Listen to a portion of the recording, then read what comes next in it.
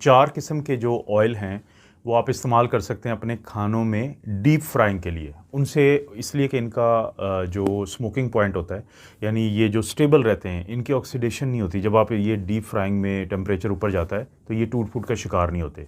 और दूसरा, इनके अंदर अच्छे वाली फ़ैट्स होती हैं। जैसे एक जो डीप फ्राइंग के लिए आप ऑयल इस्तेमाल करते हैं वो है रिफाइंड कोकोनट ऑयल।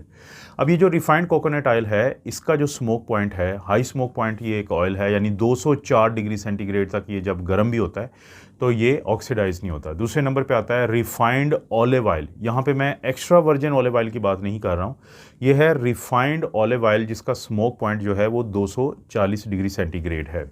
इसके बाद है घी। अब ये जो घी है जो हम घरों में इस्तेमाल करते हैं, ये इसका जो स्मोक पॉइंट है वो 232 डिग्री सेंटीग्रेड है। यानी इतना आप फ्राई जब करते हैं और टेम्परेचर ऊपर जाता है तो इसके बावजूद ये स्टेबल रहता है, ऑक्सीडाइज नहीं होता, टूट फूट का शिकार नहीं होता। और चौथे नंबर पे है एवोकाडो ऑयल।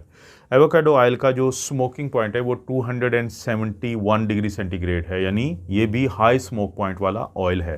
यानी ये वो जो 4 ऑयल हैं इनको इस्तेमाल किया जा सकता है डीप फ्राइंग के लिए। अब इसके बाद बारी आती है ये जो सीड ऑयल्स होते हैं, तो इनको हम कहते हैं कि आप डीप फ्राइंग के लिए इस्तेमाल ना करें, क्योंकि ये ऑक्सीडाइज हो जाते हैं, ये टूट फूट का शिकार हो जाते हैं और इसके नुकसान होने का चांसेस ज़्यादा होते हैं। इसमें कौन कौन से शामिल हैं?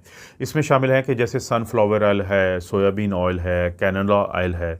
ये इस टाइप के जो ऑयल्स होते हैं तो उनको आपने डीप फ्राइंग के लिए इस्तेमाल नहीं करना, बल्कि जो 4 मैंने पहले जिक्र किए हैं तो मेडिकल रिकमेंडेशंस यही होती हैं कि इनको अक्सर आप इस्तेमाल करें डीप फ्राइंग के लिए, ताकि ये ऑक्सीडेशन ना हो, ख़तरनाक वाले जो मादे होते हैं वो ना बने और आपको फ़ायदा तो हो, क्योंकि इसके अंदर हेल्दी फैट्स होती हैं, लेकिन नुकसान कम से कम हो।